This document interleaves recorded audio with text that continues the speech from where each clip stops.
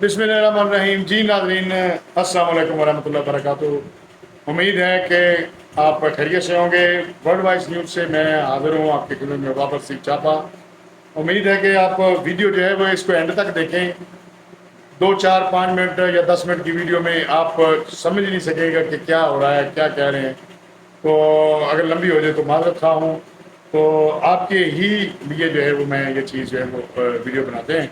اس کو زیادہ سے زیادہ شیئر کیجیے. اگر آپ یوٹیوب چینل پہ دیکھ رہے ہیں تو اس کو سبسکرائب کیجیے، کمنٹس دیجیے اور بیل آئیکن کا بٹن دبائیے تاکہ آپ کی طرف نوٹیفیکیشن جو ہے پہنچ سکے. اور دوسرا یہ ہے کہ آپ اگر فیس بک پر دیکھ رہے ہیں، فیس بک پیج پہ دیکھ رہے ہیں تو اس کو فالو کیجیے. بہت شکریہ. آتے ہیں ہم ایک شعر جو ہے وہ میں نظر کروں گا اپنے حکمرانوں کی طرف، کہ وہ یہ ہے کہ ہم نے مانا کہ تغافل نہ کرو گے لیکن ہم نے مانا کہ تغافل نہ کرو گے لیکن خاک ہو جائیں گے ہم تم کو خبر ہونے تک. عوام جو ہے اس کی کوئی سنی نہیں جا رہی بھائی صاحب، بالکل نہیں سنی جا رہی. تو میں کچھ بتانا چاہتا ہوں کہ اپنے کردار پہ ڈال کر پردہ اقبال ہر شخص کہہ رہا ہے زمانہ خراب ہے. یہ بات نہیں کہ مجھے اس پر نہیں یقین، ڈر گیا ہوں خود کو صاحب ایمان کہتے کہتے.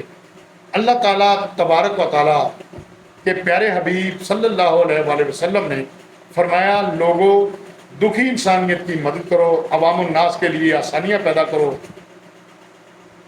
اور پھلوں کو ذخیرہ نہ کرو، آٹے میں نمک کے برابر نفع کماؤ. اللہ تبارک و تعالیٰ جل و شان ہو تمہاری جان و مال میں برکتیں عطا فرمائے گا اور تمہیں مالا مال کر دے گا. اللہ اپنے وعدے کے خلاف نہیں کرتا. اللہ عز و جل نے ذخیرہ اندوزی کرنے والوں کے بارے میں قرآن کریم اور احادیث میں سخت وعید سنائی ہے اور دنیا اور آخرت میں دردناک عذاب کے بارے میں آگاہ کیا ہے. اللہ رب العزت قرآن پاک میں سلطنت کے حکمرانوں اور قاضیوں کو متنبہ کرتے ہوئے فرماتے ہیں، عارضی عہدوں پر فائز ہونے والے عدل و انصاف سے کام کریں، اپنی رائے پر ظلم نہ کریں، ظالموں جابروں کا ساتھ نہ دیں، پھلوں اور غلہ کو ذخیرہ کرنے والوں جابروں ظالموں کا محاسبہ کرنے اور کلا کما کرنے کا حکم دیا ہے. اللہ تعالیٰ نے ان کا ساتھ دینے والے حکمرانوں اور قاضیوں کو دردناک عذاب دینے کی بشارتیں دی ہیں. ہمیں فخر ہے کہ ہم امت محمدی صلی اللہ علیہ وسلم ہیں اور باقی امتوں میں سب سے افضل ہیں. ہمارے پاس سب مذاہب سے افضل مذہب دین اسلام ہے اور اسلام مکمل ضابطہ حیات ہے اور مشرع راہ بھی ہے. ہائے لیکن ان سب کے باوجود ہم خسارے میں کیوں؟ دوسری امتوں کی طرح ہماری شکلیں تبدیل نہیں ہوئی. کلمہ کے نام پر حاصل ہونے والے ملک میں پاکستان میں عوام بدحالی اور پریشانی کا شکار کیوں ہے؟ ہمارے اوپر گیس، بجلی، پیٹرولیم مصنوعات کی قیمتوں میں اضافہ، کھاد، آٹا، چینی، گھی، دالوں میں آئے روز کا اضافہ عوام کے لیے وبال جان بن چکا ہے. ہمارے ملک میں لاتعداد انڈسٹریز بند پڑی ہیں. ہمارے ملک کو لاتعداد سرمایہ دار چھوڑ گئے. لاتعداد انڈسٹریز مالکان دوسرے ملکوں میں کاروبار اور سرمایہ کاری کر رہے ہیں. بجلی کے نرخوں میں بے وجہ ظالمانہ ٹیکس لاگو کر دیے. بجلی کے مہنگے ترین بلوں کی وجہ سے پاکستانی عوام بل بلا اٹھی اور خودکشی کرنے پر مجبور ہو گئی ہے. قابل افسوس بات یہ ہے کہ والدین بچوں کو پیٹ بھر کر روٹی کھلانے سے بھی قاصر ہیں. مہنگائی کا سونامی اور بجلی کے بلوں کی وجہ سے تنگ آئی عوام خودکشیاں کرنے پر مجبور ہے. میرے عرض پاک میں ایسے حالات پیدا ہو چکے ہیں کہ متوسط طبقہ کے لوگ اپنے بچوں کو تعلیم دلوانے کا سلسلہ بند کرانے پر مجبور ہو چکی ہے. آنے والے کچھ عرصہ میں کم عمر بچے اپنے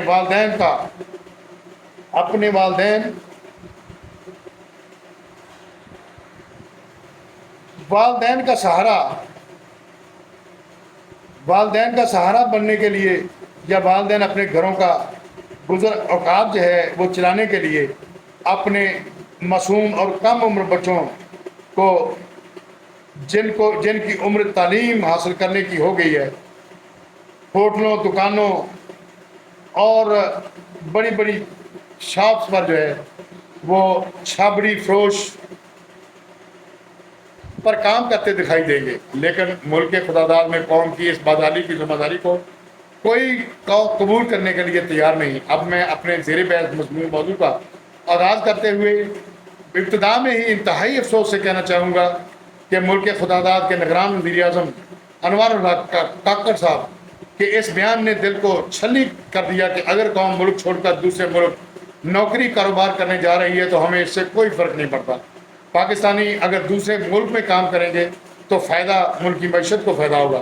لیکن ملک خداداد کے نگران وزیر اعظم سے مؤدبانہ گزارش کرنا چاہتا ہوں کہ ہمارے ملک میں ہمیں کاروبار کیوں بھی اثر نہیں. ہم دوسرے ملک جا کر کاروبار نوکری کرنے کی بجائے اپنے والدین بھائی بہنوں بیوی بچوں اور اپنی سرزمین پر نوکری کا کاروبار بڑی تجارت کیوں نہیں کر سکتے. ہمارے حکمران ملک سے جانے پر تو فخر محسوس کرتے ہیں لیکن پاکستانی عوام کو نوکری اور کاروباری سہولیات کیوں فراہم نہیں کر سکتے. ہم دوسروں کے ملکوں میں دھکے کیوں کھائیں. میں جہاں زخمی دل اور ایک درد بھری آواز کے ساتھ یہ کہنا چاہوں گا کہ قیام پاکستان کے وقت غریب اور متوسط طبقہ کی آواز بلند ہوئی. غریب اور متوسط طبقہ کے لوگوں نے قربانیاں دی. بہنوں بیٹیوں اور ماؤں نے اپنی عزتیں بچانے کے لیے دریاؤں میں چھلانگیں لگا دیں. لاتعداد ہماری ماؤں بہنوں بیٹیوں کی عصمت دری کی گئی. لاتعداد ہماری ماؤں بہنوں بیٹیوں کو اٹھا کر اغیار اپنے ساتھ لے گئے اور اپنی باندیاں اور لونڈیاں بنا کر رکھ لیا. اس ملک کو حاصل کرنے میں لہو صرف غریب اور متوسط طبقہ کے لوگوں کے شامل ہے. آج ہمارے ملک خداداد لاتعداد بیماریوں کا شکار ہے جن کو لکھنے میں مجھے بھی شرم محسوس ہوتی ہے.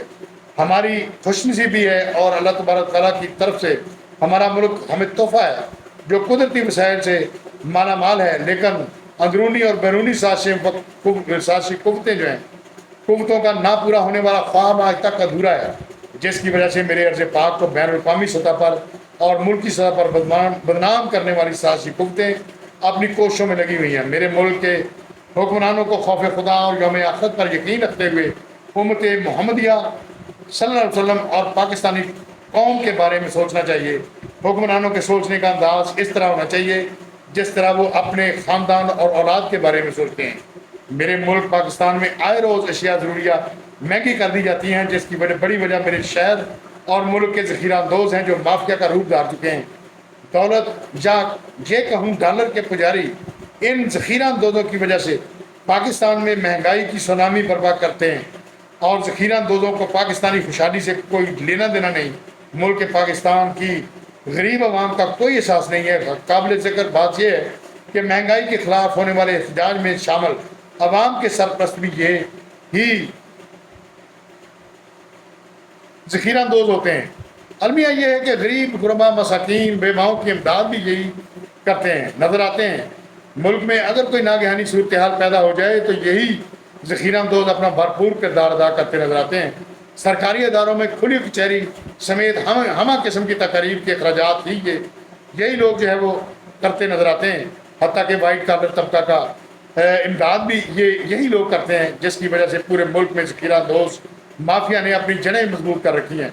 یہ بات بھی زبان زد عام ہے اور اسٹاک مافیا سے سننے میں آتی ہے کہ حکومتی دباؤ پر ہم لاکھوں روپے کا مال پکڑوا دیتے ہیں اور باقی مال پر ہم اپنے نقصان کا ازالہ کرنے کے لیے لاکھوں روپے کما لیتے ہیں. بلیک مافیا اور ذخیرہ اندوزوں کے خلاف ہمیشہ سے عارضی کارروائیاں کی جاتی رہی ہیں. ان کارروائیوں کی تشہیر الیکٹرانک اور پرنٹ میڈیا کے ذریعے سے کی جاتی ہیں اور متعلقہ اداروں کے افسران اس کی داد بھی وصول کرتے ہیں. میرے ملک میں آج تک ذخیرہ اندوزوں اور بلیک مافیا کا قلعہ کما کرنے کے لیے مؤثر اقدامات نہ کیے جا سکے. میرے ملک کے سربراہان کو چاہیے کہ انتظامی امور پر کام کرنے والے ملک کے سرکاری اداروں کے افسران کو بلیک مافیا کے چنگل سے آزاد کرانے کے لیے مؤثر اقدامات کرنے کی اشد ضرورت ہے. جہاں وقت کی نزاکت کو مد نظر رکھتے ہوئے اہم ترین مسئلہ پر توجہ دلواتا چلوں، سرکاری محکموں کے افسران کے VIP پروٹوکول لگی گاڑیاں اور مراعات میں کمی لانے کی اشد ضرورت ہے. سرکاری دفاتر میں آفیسر اور ملازمین کے موجود ہونے پر AC پنکھے اور لائٹ کے استعمال کرنے کا مراسلہ جاری کیا جائے. اگر کمروں میں آفیسر اور ملازمین موجود نہیں اور بے جواز لائٹ کے استعمال پر پابندی عائد کی جائے. ملک کی سطح پر چھوٹے بڑے تمام اسٹاک کرنے والوں کے خلاف بلا امتیاز کارروائی کرنے کی اشد ضرورت ہے. اشیاء خرد و نوش اجناس کی قیمتوں کو کنٹرول کرنے کے لیے، غلہ منڈیوں اور سبزی فروٹوں کی قیمتوں پر کنٹرول کرنے کے لیے سبزی فروٹ منڈیوں کو کنٹرول کرنے کی اشد ضرورت ہے. ملکی سطح پر تمام سرکاری اداروں کے افسران کو اپنا کردار ادا کرنے کی وقت کی اہم ضرورت ہے. کرپٹ سرکاری ملازمین، سیاسی شخصیات اور سول سوسائٹی کے لوگوں کا محاسبہ کرنے کی بھی وقت کی اہم ترین ضرورت ہے۔ میں یہ سمجھتا ہوں کہ لیکن خوش آئند بات یہ ہے کہ حال میں ملک خدا داد کے حافظ قرآن آرمی چیف عاصم منیر کے حکم نامہ پر ذخیرہ اندوزوں کے خلاف کارروائی سے ڈالرز کی قیمت میں کمی واقع ہوئی ہے۔ کلمہ کے نام پر قائم ہونے والی ریاست موجودہ حالات میں شدید مشکلات سے دوچار ہے۔ اس لیے ہے کہ ہم حضور نبی صلی اللہ علیہ وسلم اور اپنے اکابرین کے احکامات کی روشنی میں کام کرنے کی ایسی ضرورت ہے تاکہ ہم پوری دنیا میں اپنی ساکھ کو جو ہے وہ بحال کر سکیں۔ تو اگر تو یہ آرمی چیف نے یہ جو قدم اٹھایا ہے یہ مستقل بنیادوں پر کیا گیا تو پھر تو رزلٹ آ جائیں گے، ورنہ یہ بھی پہلی حکمرانوں کی طرح جو ہے یہ بھی ایک جو ہے وہ قصہ قرینہ راہ جو ہے وہ بن جائے گا اور ہر بندہ جو ہے وہ اپنی بولی کو اٹھتا چلا جائے گا۔ اسی کے ساتھ ہی بابر صدیق چھاپا کو اجازت دیجیے۔ امید ہے ویڈیو پسند ہے تو زندگی رہی تو پھر ملیں گے۔ پھر ہمارے اللہ